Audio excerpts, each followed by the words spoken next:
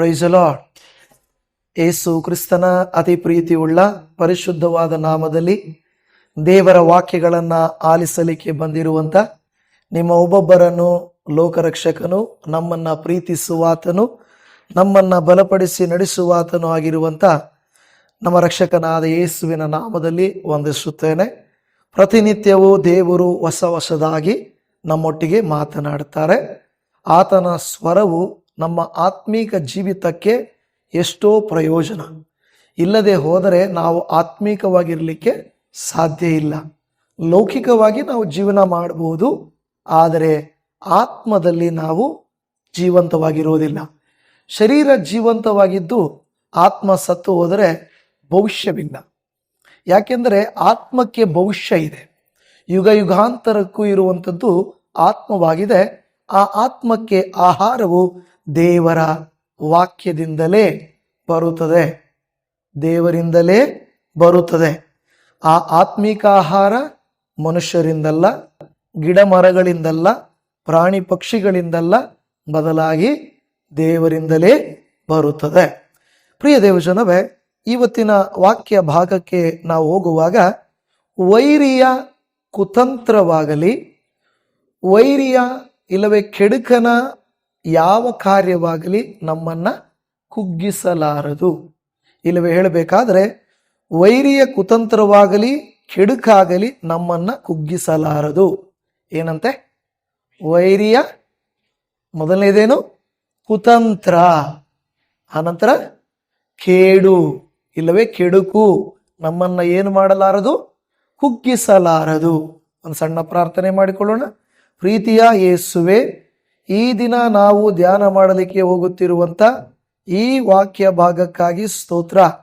ವೈರಿಯ ಕುತಂತ್ರವಾಗಲಿ ಕೆಡುಕಾಗಲಿ ನಮ್ಮನ್ನ ಕುಗ್ಗಿಸಲಾರದು ಎಂದು ನಿನ್ನ ವಾಕ್ಯ ಹೇಳುತ್ತಾ ಇದೆ. ವಾಕ್ಯದ ಮೂಲಕವಾಗಿ ಎಲ್ಲ ದೇವಜನರೊಟ್ಟಿಗೆ ಮಾತನಾಡಿ ನೀವೇ ಮಹಿಮೆಯೊಂದು ಮಾತನಾಡಲಿಕ್ಕೆ ಬಲ, ಬೇಕಾದ ಜ್ಞಾನ ನನ್ನನ್ನು ಉಪಯೋಗಿಸಿ ನೀವು ಮಾತನಾಡಬೇಕೆಂದು ಯೇಸುವಿನ ನಾಮದಲ್ಲಿ ಪ್ರಾರ್ಥಿಸುತ್ತೇವೆ ತಂದೆಯೇ, ಆಮೆನ್. ಹಲ್ಲೆಲೂಯ.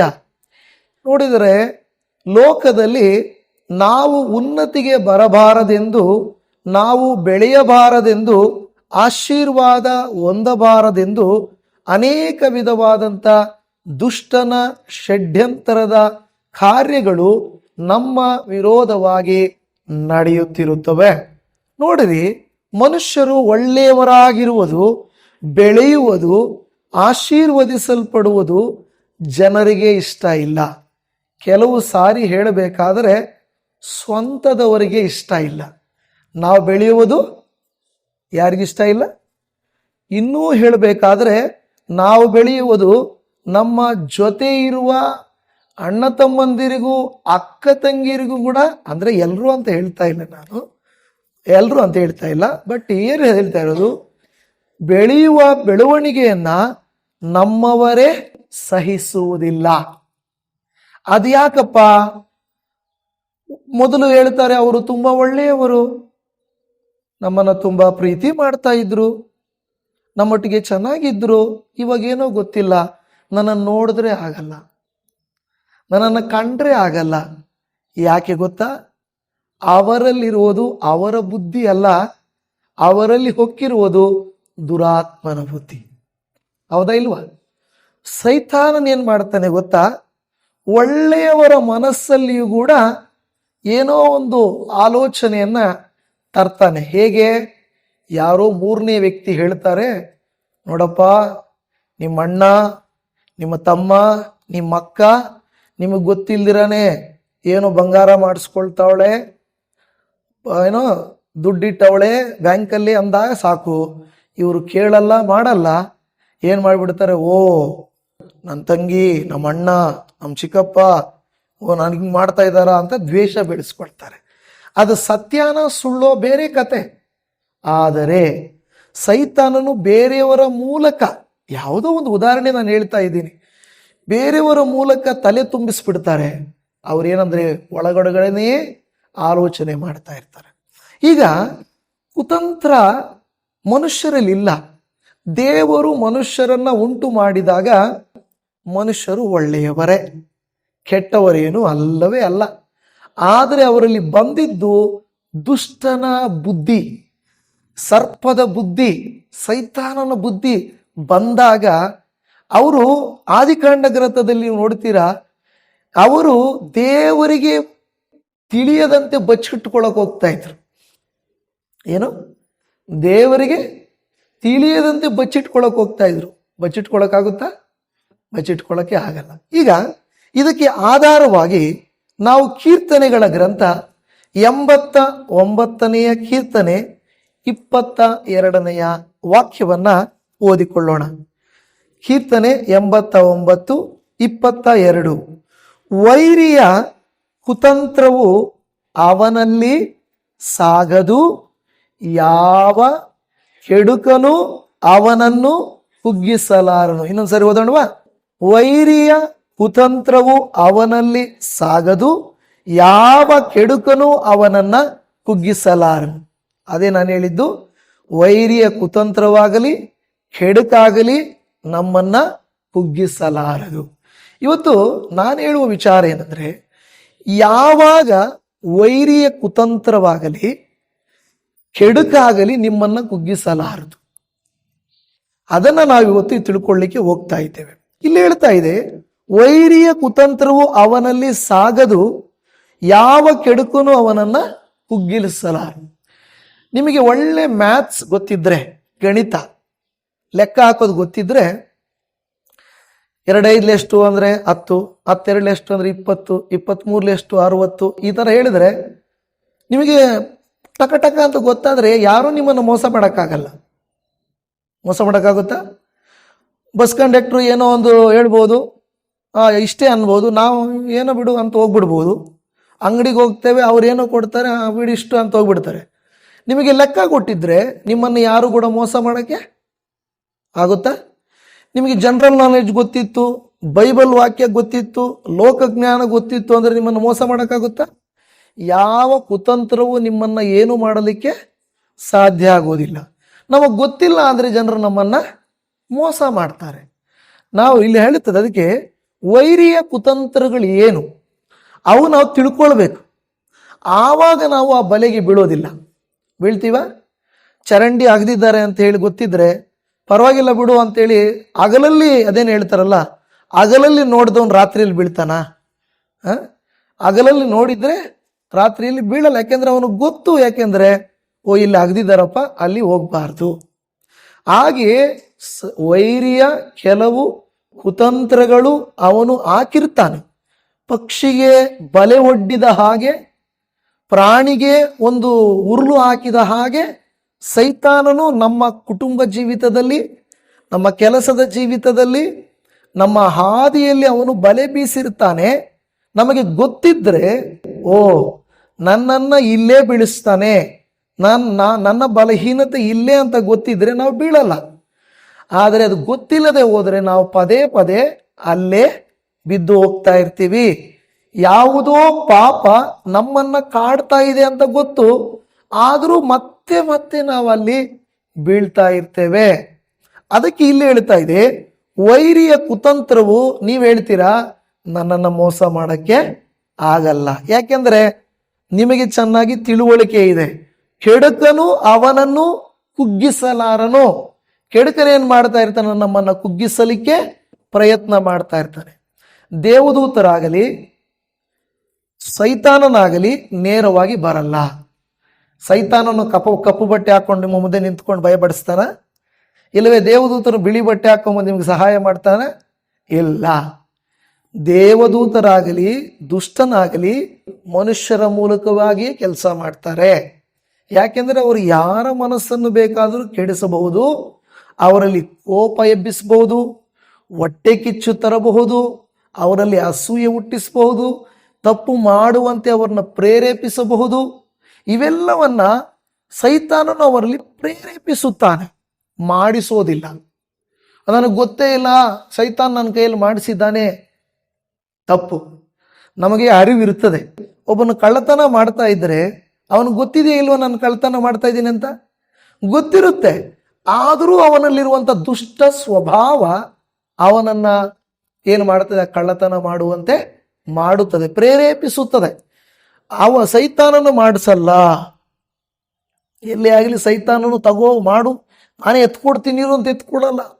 ಎತ್ಕೋ ಅಂತ ಪ್ರೇರೇಪಣೆ ಕೊಡ್ತಾನೆ, ಬೈಯಿ ಅಂತ ಪ್ರೇರೇಪಣೆ ಕೊಡ್ತಾನೆ, ಅವನಿಗೆ ಆ ಥರ ಮೋಸ ಮಾಡು ಅಂತ ಪ್ರೇರೇಪಣೆ ಕೊಡುತ್ತಾನೆ ಹೊರತು ಅವನು ಮಾಡಿಸೋಕೆ ಅಧಿಕಾರ ಅವನ ಕೈಯಲ್ಲಿ ಇಲ್ಲ. ನಮ್ಮ ಮೇಲೆ ಸೈತಾನನಿಗೆ ಯಾವ ಅಧಿಕಾರ ಇಲ್ಲ. ಇದನ್ನು ನೀವು ಚೆನ್ನಾಗಿ ಅರ್ಥ ಮಾಡಿಕೊಳ್ಳಬೇಕು.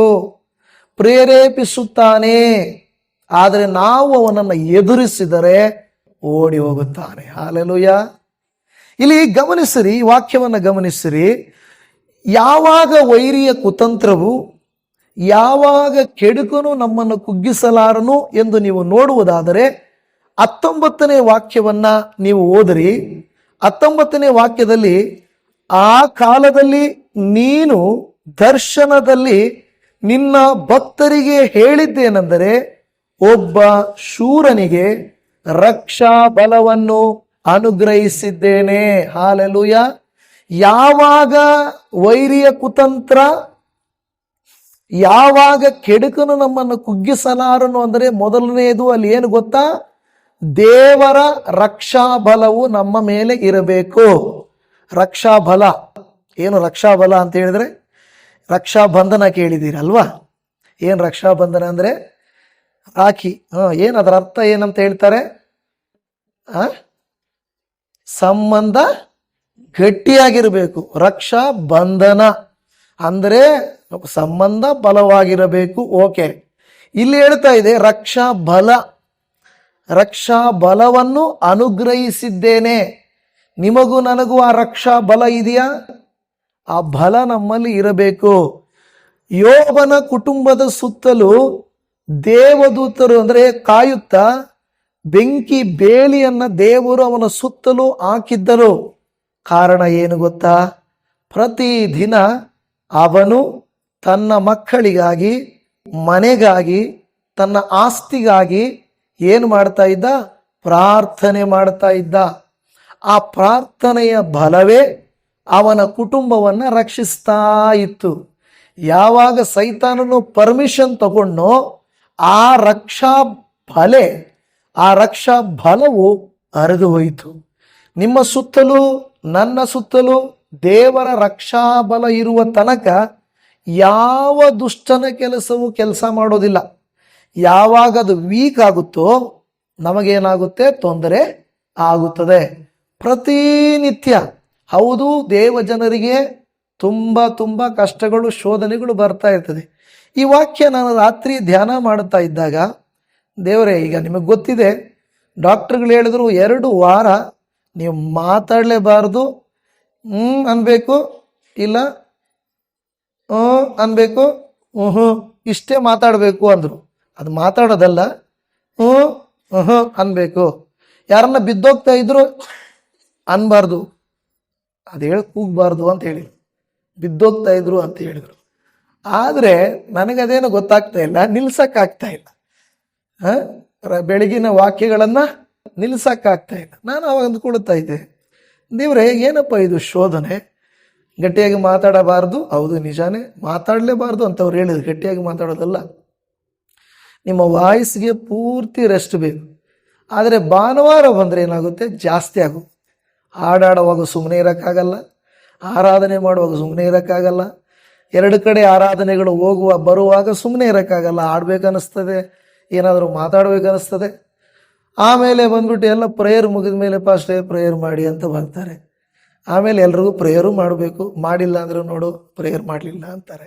ಇಲ್ಲಿ ಅಂದರೆ ನಾನು ಹೇಳೋದು, ಈಗ ನಮ್ಮ ಬಲ ಈಗ ಕೆಲವು ಸಾರಿ ಕುಂದಿ ಹೋಗ್ತದೆ. ಹಾಗೇನೆ ನಿಮ್ಮ ಜೀವಿತದಲ್ಲಿ ಕೆಲವು ಸಾರಿ ಬಹಳ ಧೈರ್ಯವಾಗಿರ್ತೀರ. ಆರೋಗ್ಯ ವಿಷಯದಲ್ಲಾಗಿರ್ಬೋದು, ಕುಟುಂಬದ ವಿಷಯದಲ್ಲಿ ಎಲ್ಲೋ ಒಂದು ಸಣ್ಣ ರಂಧ್ರ ಬಿದ್ದೋಗುತ್ತೆ ಕುಟುಂಬದಲ್ಲಿ, ಹೌದಲ್ವಾ? ಸಣ್ಣ ರಂಧ್ರ ಬಿದ್ದೋಗುತ್ತೆ, ಅದು ಸಾಕು ಜಾಗ ಸೈತಾನನಿಗೆ ಒಳಗಡೆ ಬರಲಿಕ್ಕೆ. ಈಗ ವೈರಿಯ ಕುತಂತ್ರವಾಗಲಿ ಕೆಡುಕಾಗಲಿ ನಮ್ಮನ್ನು ಕುಗ್ಗಿಸಬಾರದಾದರೆ, ಮೊದಲನೇದೇನು ಹೇಳಿದೆ ನಾನು? ನಮಗೆ ದೇವರ ರಕ್ಷಾ ಬಲವು ಅನುಗ್ರಹಿಸಲ್ಪಟ್ಟಿರಬೇಕು. ನಮ್ಮ ಬಲ ಯಾರು? ನಮ್ಮ ಬಲ ಯಾರು? ದೇವರೇ ನಮ್ಮ ಬಲ. ಯಾಕೆಂದ್ರೆ ಆ ಬಲವನ್ನು ನಾವು ಆಶ್ರಯಿಸಿರಬೇಕು. ನಮ್ಮ ಬಲವು ದೇವರಾಗಿದ್ದಾನೆ. ಆತನೇ ನಮಗೆ ಎಲ್ಲವನ್ನೂ ನಡೆಸಿ ಸಹಾಯ ಮಾಡುವಂಥವನು ಆಗಿದ್ದಾನೆ. ಯೋಹಾನನು ಬರೆದ ಸುವಾರ್ತೆ 17ನೇ ಅಧ್ಯಾಯ 12ನೇ ವಚನದಲ್ಲಿ, ಯೋಹಾನ 17:12, ನಾನು ಇವರ ಸಂಗಡ ಇದ್ದಾಗ ನೀನು ನನಗೆ ಕೊಟ್ಟಿರುವ ನಿನ್ನ ಹೆಸರಿನಲ್ಲಿ ಇವರನ್ನು ಕಾಯುತ್ತಾ ಬಂದೆನು, ಇವರನ್ನ ಕಾಪಾಡಿದೆನು. ಏನಂತ ಹೇಳ್ತಾ ಇದೆ ದೇವರ ವಾಕ್ಯದಲ್ಲಿ? ಯೋಹಾನ 17:12, ನಾನು ಇವರ ಸಂಗಡ ಇದ್ದಾಗ ನೀನು ನನಗೆ ಕೊಟ್ಟಿರುವ ನಿನ್ನ ಹೆಸರಿನಲ್ಲಿ ಇವರನ್ನು ಕಾಯುತ್ತಾ ಬಂದೆನು, ಇವರನ್ನ ಕಾಪಾಡಿದೆನು. ಅಂದ್ರೆ ನಮ್ಮನ್ನ ಏನ್ ಮಾಡಿದ್ದಾನೆ ದೇವರು? ಕಾಯುತ್ತಾ ಬಂದಿದ್ದಾನೆ. ಹಾಲೆಲೂಯ. ನಮ್ಮನ್ನ ಕಾಪಾಡುತ್ತಾ ಬಂದಿದ್ದಾನೆ, ಕಾಯುತ್ತಾ ಬಂದಿದ್ದಾನೆ. ಆಮೇನ್.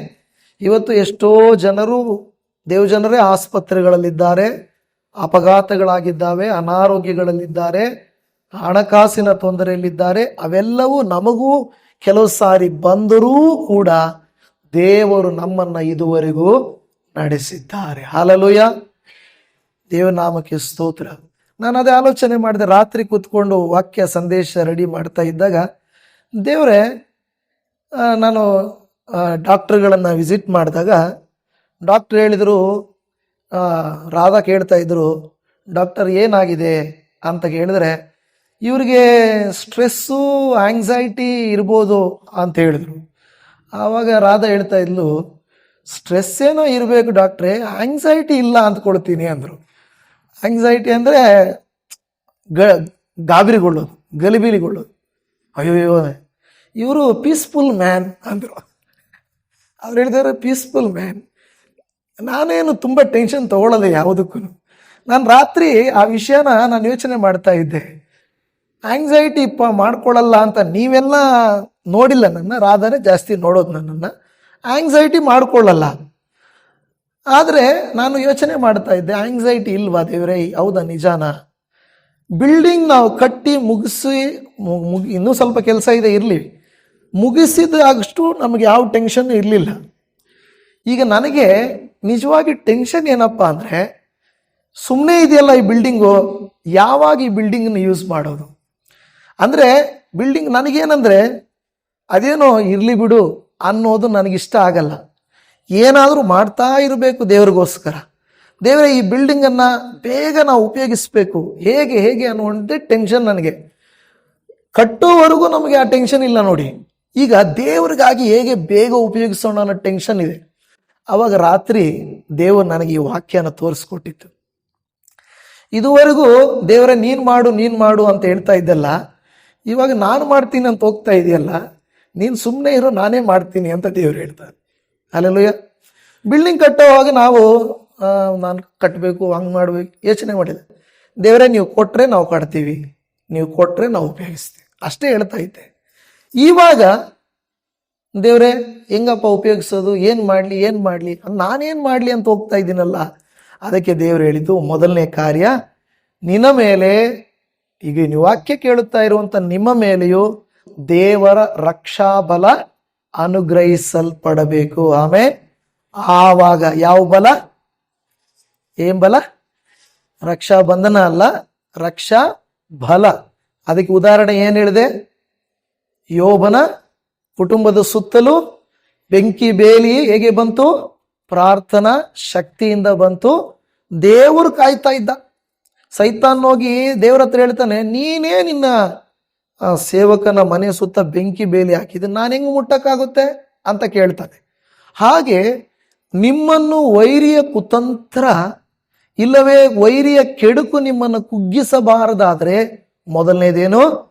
ದೇವರ ರಕ್ಷಾ ಬಲವು ಅನುಗ್ರಹಿಸಲ್ಪಡಬೇಕು. ಹಾಲೆಲೂಯ.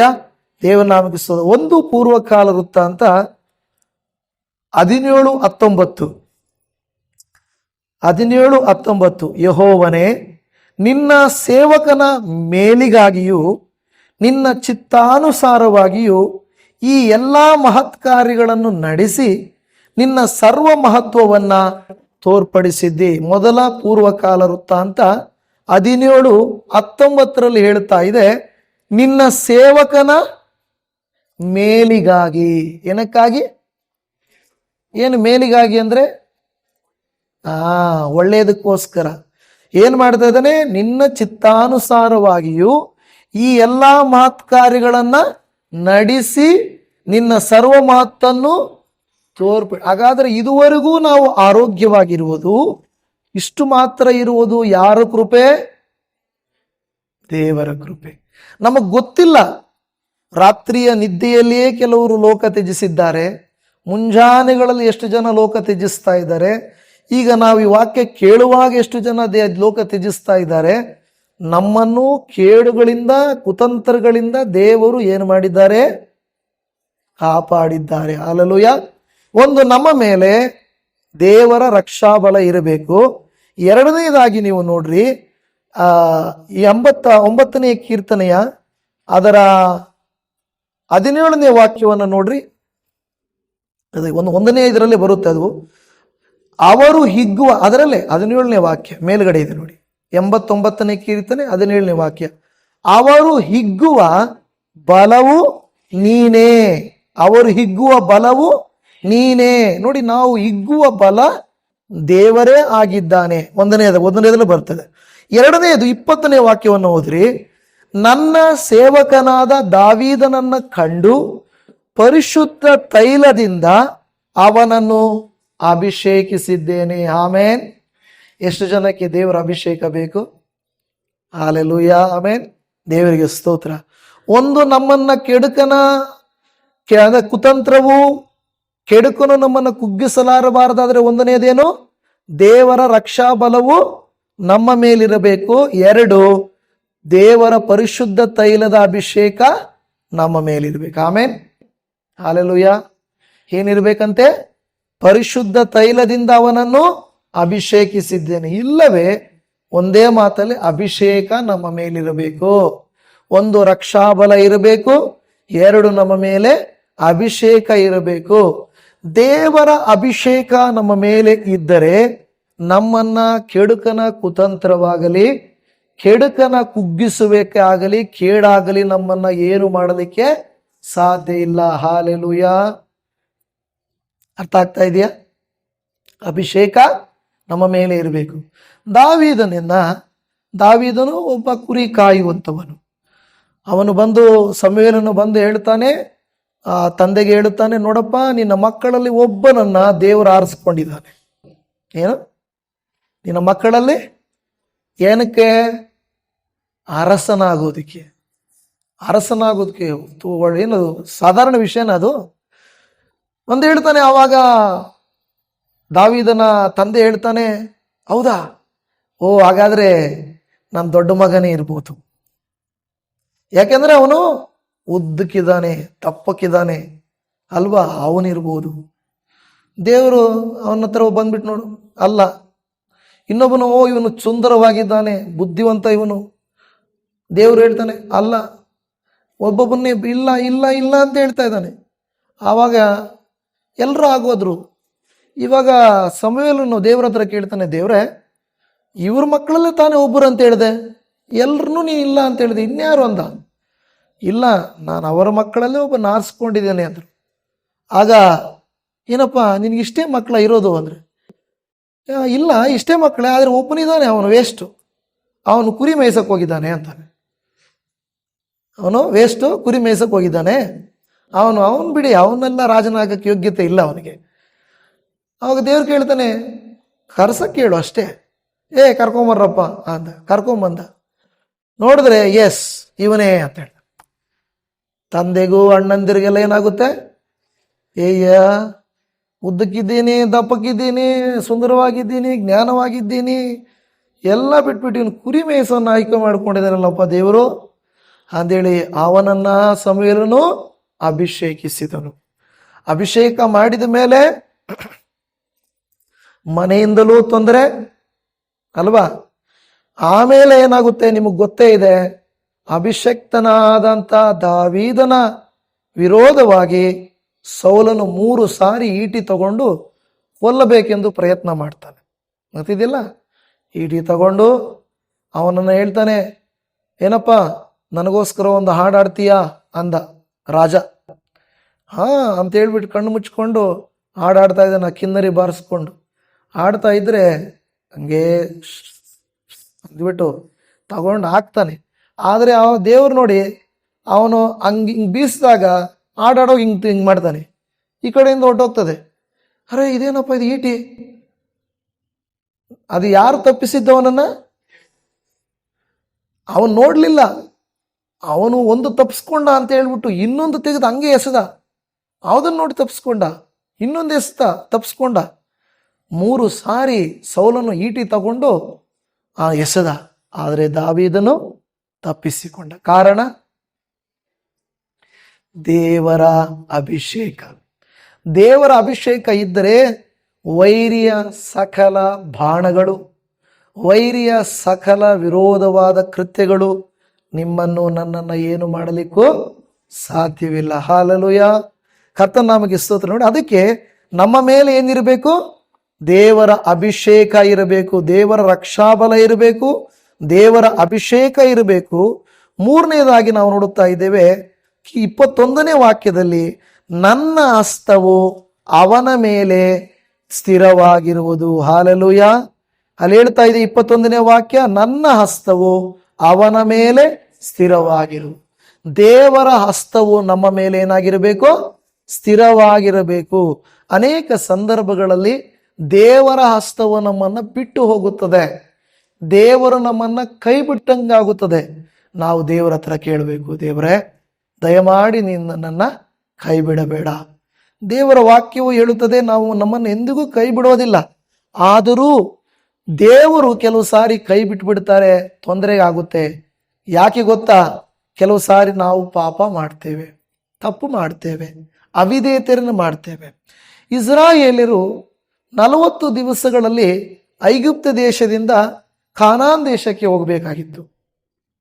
ಆದರೆ ಅವರು ಯಾಕೆ 40 ದಿವಸಗಳು 40 ವರ್ಷ ಆಗೋಯ್ತು? ಎಲ್ಲಿ 40 ದಿವಸ, ಎಲ್ಲಿ 40 ವರ್ಷ? ದೇವರೇನು ಮಾಡಿದ ಗೊತ್ತಾ? ಕೆಲವು ಸಾರಿ ಕಣ್ಣು ಮುಂದೆನೇ ಇರುತ್ತೆ, ಕಾಣಿಸಲ್ಲ. ಕೆಲವು ಸಾರಿ ನಾನು ಹಂಗೆ ಮಾಡ್ತೀನಲ್ಲ, ಏನೋ ಹಾಕ್ಕೊಂಡಿರ್ತೀನಿ, ಸ್ವೆಟ್ರೋ ಜರ್ಕಿನ ಹಾಕ್ಕೊಂಡು ಬೀಗ ಇಲ್ಲಿ ಇಟ್ಕೊಂಡು ಮನೆಯೆಲ್ಲ ಹುಡುಕ್ತಾ ಇರ್ತೀನಿ. ಗಾಡಿ ಬೀಗ ಎಲ್ಲಿ, ಪ್ಯಾಂಟಲ್ಲಿ ಇಲ್ಲ, ಹಿಂದ್ಗಡೆ ಇಲ್ಲ, ಎಲ್ಲೂ ಇಲ್ಲ. ಹುಡುಕಿ ಹುಡುಕಿ ಹುಡುಕಿ ಹುಡುಕಿ ಕೊನೆಗೆ ನೋಡು ನೋಡು ಅಂದಾಗ ಹಿಂಗಿಟ್ರೆ ಇಲ್ಲೇ ಇರ್ತವೆ. ಕೆಲವು ಸಾರಿ ಗೊತ್ತಾಗೋದೇ ಇಲ್ಲ. ಈಗ ಸೊದೋಮ್ ಗೊಮೋರ ಪಟ್ಟಣದಲ್ಲಿ ಕಳೆದ ದಿನಗಳಲ್ಲಿ ಹೇಳಿದೆ, ಅವರು ದೇವದೂತರು ಬಂದು ಅವರು ಮನೆಯಲ್ಲಿದ್ದಾರೆ, ಜನರು ಮನೆ ಸುತ್ತಲೂ ತುಂಬ್ಕೊಂಡ್ಬಿಟ್ಟಿದ್ದಾರೆ. ಅವ್ರನ್ನ ಆಚೆಗೆ ಕಳಿಸು ಅಂತ ಅವರು ಹುಡುಕ್ತಾನೆ ಇದ್ದಾರಂತೆ. ಆ ಮನೆ ಬಾಗಿಲು ಸಿಕ್ಕಿಲ್ಲಂತೆ. ನೋಡ್ರಿ, ಅವ್ರು ಏನೋ ಮನೆ ಬಾಗಿಲು ಸಿಕ್ಕಿಲ್ಲಂತೆ. ಯಾಕೆಂದ್ರೆ ಅವ್ರ ಕಣ್ಣುಗಳನ್ನು ದೇವರೇನು ಮಾಡಿಬಿಟ್ರು? ಮೊಬ್ಬು ಮಾಡಿಬಿಟ್ಟ. ಹುಡುಕ್ತಾ ಇದ್ದಾರೆ, ಸಿಗ್ತಾ ಇಲ್ಲ. ನೋಡಿ, ಕೆಲವು ಸಾರಿ ಹಾಗೇನೆ ನಮ್ಮ ಜೀವಿತದಲ್ಲಿ ದೇವರ ಹಸ್ತ ನಮ್ಮ ಮೇಲೆ ಇದ್ದರೆ ವಿರೋಧಿಗಳು ಎಷ್ಟು ಜನ ಬಂದರೂ ಕೂಡ ನಮ್ಮನ್ನು ಏನು ಮಾಡಲಿಕ್ಕೆ ಸಾಧ್ಯ ಇಲ್ಲ. ದೇವರು ಕೈ ಬಿಟ್ಟರೆ, ಇಸ್ರಾಯೇಲರು 40 ದಿವಸ 40 ವರ್ಷ ಆದಾಗೆ ಇಲ್ಲಿ ಹೋಗ್ಬೇಕಾಗಿರೋದಾರೆ ಹಿಂಗೆ ಗೂಗಲ್ ಮ್ಯಾಪ್ ಬೆಂಗಳೂರಲ್ಲಿ ಕೊಟ್ಟಂಗೆ. ಇಲ್ಲೇನಾದರೂ ನಾವು ಸ್ವಲ್ಪ ಮಿಸ್ ಆಯಿತು ಅಂದರೆ ರೌಂಡ್ ಹಾಕ್ಸ್ತದೆ, ಹಂಗೆ ಒಂದು ತಿರುಗಿ ಅಲ್ಲಿ ಮಿಸ್ ಆದಂದ್ರೆ ಅಲ್ಲಿ ತೋರಿಸ್ತದೆ, ಹಂಗೆ ತೋರಿಸ್ತದೆ. ಗೊತ್ತಿಲ್ಲದವರು ಬೆಂಗಳೂರಲ್ಲಿ ಹೋದರೆ ಗೊತ್ತಾಗಲ್ಲ. ಅಂದರೆ ಅದು ಈ ಗೂಗಲ್ ಮ್ಯಾಪು ಇರ್ತದೆ, ಬಟ್ ನಾವು ಅವರು ಮಿಸ್ಟೇಕ್ ಮಾಡಿಬಿಟ್ಟು ಏನು ಮಾಡೋಕ್ಕಾಗುತ್ತೆ? ಅದೇನು ಮಾಡೋಕ್ಕಾಗಲ್ಲ. ನೀನು ರೈಟ್ ತೊಗೊಳ್ಬೇಕಾಗಿತ್ತು, ಲೆಫ್ಟ್ ತೊಗೊಂಡಿದೀಯಾ, ರೌಂಡ್ ಹಾಕ್ಕೊಂಡು ಹೋಗುವಂಥದ್ದು ಅಲ್ವಾ? ಯಾಕೆಂದರೆ ಒನ್ ವೇಗಳು ಜಾಸ್ತಿ. ತಪ್ಪ್ಯಾರ್ದು? ಗೂಗಲ್ದು ಅಲ್ಲ, ಯಾಕೆಂದ್ರೆ ನಮ್ಮದು. ನಾವು ಕರೆಕ್ಟಾಗಿ ನೋಡಲಿಲ್ಲ, ಕೆಲವು ಸಾರಿ ರೈಟ್ ತಗೊಳ್ಳೋ ಬದಲು ಲೆಫ್ಟ್ ತೊಗೊಂಡ್ಬಿಟ್ವಿ. ಹಾಗೆ ಅನೇಕ ಸಾರಿ ನಾವು ತಪ್ಪು ಮಾಡ್ತೇವೆ. ಯಾವಾಗ ತಪ್ಪು ಮಾಡುತ್ತೇವೋ, ಅವಿಧೇಯತೆ ತೋರಿಸ್ತೇವೋ, ಸ್ವಾರ್ಥವಾಗಿರುತ್ತೇವೋ, ಆಗ ಏನಾಗುತ್ತದೆ? ದೇವರ ಹಸ್ತವು ನಮ್ಮಿಂದ ತೊಲಗಿ ಹೋಗುತ್ತದೆ. ನೋಡಿ, ಸಂಸೋನನ ಕುರಿತು ನಿಮಗೆ ಗೊತ್ತುಂಟು. ಸಂಸೋನನು ದೇವರ ಅಭಿಷೇಕ ಇರುವ ತನಕ, ದೇವರ ಹಸ್ತ ಇರುವ ತನಕ, ದೇವರ ರಕ್ಷಾಬಲ ಇರುವ ತನಕ ಯಾರು ದಲೀಲೇನು ಮಾಡಲಿಕ್ಕಾಗಲಿಲ್ಲ. ಆದರೆ ಯಾವಾಗ ದೇವರ ಅಭಿಷೇಕ, ದೇವರ ಹಸ್ತ, ದೇವರ ರಕ್ಷಾಬಲವು ಬಿಟ್ಟು ಹೋಯಿತು, ಸಣ್ಣ ಮಗು ಬಂದು ಕೂಡ ಅವನ ಹತ್ರ ಆಟ ಆಡಕ್ಕೆ ಕೂತ್ಕೊಂಡ್ಬಿಟ್ರು. ಯಾವಾಗ ಅವನು ಕೂದಲು ಬೋಳಿಸ್ಬಿಟ್ರು, ಅವನನ್ನು ಏನು ಮಾಡಿದ್ರು, ಎಂಟರ್ಟೈನ್ಮೆಂಟಿಗೆ ಕಟ್ಟಿದ್ರಂತೆ. ಎಂಟರ್ಟೈನ್ಮೆಂಟ್. ಎಲ್ಲರೂ ಅವನ್ನ ನೋಡಿ ಕತೆಗಳು ಹೇಳ್ಕೊಳ್ಳೋರು, ಇವನು ಹಂಗಿದ್ದೋನು, ಇವನು ಹಿಂಗಿದ್ದೋನು. ಆದರೆ ಇವತ್ತು ನೋಡಿ ಹಿಂಗೆ ಮಕ್ಕಳೆಲ್ಲ ಬಂದು ಅವನ ಮುಂದೆ ಆಟ ಆಡ್ತಾ ಇದ್ರಂತೆ. ಅವನು ಬೋಳ್ತಾನೆ ಅಂತ ಇದ್ರಂತೆ. ಅಂದರೆ ಅಂಥ ಬಲಶಾಲಿ ಕೂಡ ಬಲಹೀನನಾಗುತ್ತಾನೆ. ಇವತ್ತು ಕ್ರೈಸ್ತರು ಅಂದರೆ, ದೇವರ ಮಕ್ಕಳು ಅಂದರೆ ನಾವು ಬಲಸ್ಥರು. ಆದರೆ ಅನೇಕ ಸಾರಿ ನಾವು ಬಲಹೀನರಾಗೋಗ್ತೀವಿ. ಕಾರಣ ದೇವರಲ್ಲ, ಕಾರಣ ನಾವೇ. ದೇವರು ಬಲಹೀನನಲ್ಲ, ದೇವರು ಬಲಸ್ಥನು.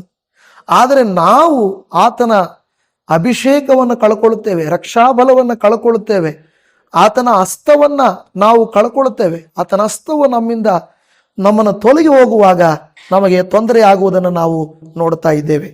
ಕೀರ್ತನೆಗಳಲ್ಲಿ 80ನೇ ಕೀರ್ತನೆ 17ನೇ ವಾಕ್ಯವನ್ನ ನಾವು ಓದಿಕೊಳ್ಳೋಣ.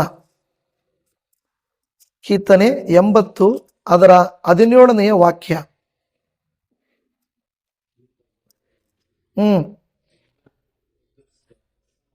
ನಿನ್ನ ಬಲಗೈ ಉದ್ಧರಿಸಿದ ಪುರುಷನು, ನೀನು ನಿನಗೋಸ್ಕರ ಸಾಕಿ ಬೆಳೆಸಿದ ನರಪುತ್ರನೂ ಆಗಿರುವನನ್ನು ಹಸ್ತದಿಂದ ಹಿಡಿದಿರು. ಹೇಳಿದರೆ ನಿನ್ನ ಹಸ್ತದಿಂದ ನನ್ನನ್ನು ಹಿಡಿದಿರು. ಹಾಲೆಲೂಯ. ಇವತ್ತು ದೇವಜನವೇ, ಈ 3 ವಿಷಯಗಳನ್ನು ನಾವು ಧ್ಯಾನ ಮಾಡಿ ನಾವು ಪ್ರಾರ್ಥನೆ ಮಾಡೋಣ. ನಮ್ಮ ಕಣ್ಣುಗಳನ್ನು ಮುಚ್ಚೋಣ, ಪ್ರಾರ್ಥಿಸೋಣ. ಪರಮ ತಂದೆಯಾದ ದೇವರೇ, ನೀವು ನಮಗೆ ನೆನಪಿಸಿದ್ದೀರಿ ಏನೆಂದರೆ, ಯಾವ ವೈರಿಯ ಕುತಂತ್ರವೂ ಕೆಡಕು ನಿನ್ನನ್ನು ಕುಗ್ಗಿಸಲಾರದು ಎಂಬುದಾಗಿ. ಅಪ್ಪ, ಹಾಗಾದರೆ ಈ ಕೆಡುಕನ ಕುತಂತ್ರವು, ಕೆಡುಕು ನಮ್ಮನ್ನು ಕುಗ್ಗಿಸಬಾರದಾದರೆ ನೀವು ಮೊದಲನೇದಾಗಿ ನಮಗೆ ಹೇಳಿದ್ದೀರಿ, ಶೂರನಾಗಿರುವಂಥ ನಿಮಗೆ ರಕ್ಷಾಬಲವನ್ನು ಅನುಗ್ರಹಿಸಿದ್ದೇನೆ. ಹೌದಪ್ಪ, ನಾವು ಶೂರರಾಗಿರಬೇಕೆಂದು ನೀವು ನಮಗೆ ರಕ್ಷಾಬಲವನ್ನು ಅನುಗ್ರಹಿಸಿದ್ದೀರಿ. ಎರಡನೆಯದಾಗಿ ನೀವು ನಮಗೆ ಹೇಳಿದ್ದೀರಿ, ಪರಿಶುದ್ಧ ತೈಲದಿಂದ ಅವನನ್ನು ಅಭಿಷೇಕಿಸಿದ್ದೀನಿ. ಆಮೇನ್. ಹೌದಪ್ಪ, ನೀವು ನಮ್ಮನ್ನ ಪರಿಶುದ್ಧ ತೈಲದಿಂದ ಅಭಿಷೇಕಿಸಿದ್ದೀರಿ. ಮೂರನೆಯದಾಗಿ ನಿಮ್ಮ ಹಸ್ತವು ನಮ್ಮ ಮೇಲೆ ಸ್ಥಿರವಾಗಿರುವುದು. 3 ಕಾರ್ಯಗಳಿರುವಾಗ ಯಾವ ಕೆಡುಕನ ಕುತಂತ್ರವು ಕೇಡು ನಮ್ಮನ್ನು ಕುಗ್ಗಿಸಲಾರದು ಎಂದು ಹೇಳಿದ್ದೀರಲ್ಲ, ನಿಮ್ಮ ನಾಮಕ್ಕೆ ಸ್ತೋತ್ರ. ಇವತ್ತು ಈ ವಾಕ್ಯವನ್ನು ಕೇಳಿ ಅಪ್ಪ, ದಾವೀದನನ್ನು, ಬೆಲೆಯಿಲ್ಲದವನನ್ನು, ಕುರಿಕಾಯುವಂತವನನ್ನು ಆರಿಸಿಕೊಂಡಿರಿ, ಅವನನ್ನು ಅಭಿಷೇಕಿಸಿದಿರಿ. ಯೋಬನನ್ನು ಅವನ ಕುಟುಂಬವನ್ನು ಕಾದು ನಡೆಸಿದಿರಿ. ಸಂಸೋನನ ಜೀವಿತದಲ್ಲಿ ಅವನು ತೆಗೆದುಕೊಂಡ ತಪ್ಪು ನಿರ್ಣಯಗಳಿಂದ ಅವನು ನಗೆಪಾಟ್ಲಿಗೆ ಈಡಾದನು. ಆದುದರಿಂದ ನಿನ್ನ ಹಸ್ತವು, ನಿನ್ನ ಅಭಿಷೇಕವು, ನಿನ್ನ ರಕ್ಷಾಬಲವು ನಮ್ಮ ಮೇಲೆ ನಿರಂತರವಾಗಿರಬೇಕೆಂದು ಬೇಡಿಕೊಳ್ಳುತ್ತಾ ಇದ್ದೇವೆ. ಖಂಡಿತವಾಗಿಯೂ ಈ ನಮ್ಮ ಮೊರೆಯನ್ನು ನೀವು ಆಲಿಸಿ ಸದುತ್ತರವನ್ನು ದಯಪಾಲಿಸಿಕೊಟ್ಟು ನಮ್ಮ ಜೀವಿತಗಳಲ್ಲಿ ಯಾವಾಗಲೂ ನಮ್ಮ ಸಂಗಡ ನೀನಿದ್ದು ನಮ್ಮನ್ನು ಅಭಿಷೇಕಿಸಿ ಆಶೀರ್ವದಿಸಿ ನಿಮ್ಮ ಕೃಪೆಗಳಿಂದ ನಮ್ಮನ್ನು ತುಂಬಿಸಿ ನಡೆಸಬೇಕಾಗಿ, ಯಾವ ಕೇಡು ಕುತಂತ್ರವು ನಮ್ಮ ಮಕ್ಕಳ, ನಮ್ಮ ಕುಟುಂಬದ, ನಮಗೆ ಸಂಬಂಧಪಟ್ಟವರ ಸಭೆ ಸೇವೆಯ ಮೇಲಾಗಲಿ ಬಾರದ ಹಾಗೆ ನಿನ್ನ ಬೆಂಕಿ ಬೇಲಿ ಹಾಕಲ್ಪಟ್ಟು ನಮ್ಮನ್ನು ಕಾದು ನಡೆಸಿ ಬಲಪಡಿಸಿ ಆಶೀರ್ವದಿಸಬೇಕಾಗಿ, ನಮ್ಮ ಕರ್ತನು, ನಮ್ಮ ರಕ್ಷಕನು, ನಮ್ಮನ್ನು ಪ್ರೀತಿಸಿದಾತನು, ನಮ್ಮನ್ನು ಸದಾಕಾಲ ಕೈ ಹಿಡಿದು ನಡೆಸುವಾತನಾಗಿರುವ ಯೇಸುವಿನ ಪರಿಶುದ್ಧ ನಾಮದಲ್ಲಿ ಪ್ರಾರ್ಥಿಸುತ್ತೇವೆ ಪರಮ ತಂದೆಯೇ. ಆಮೇನ್, ಆಮೇನ್.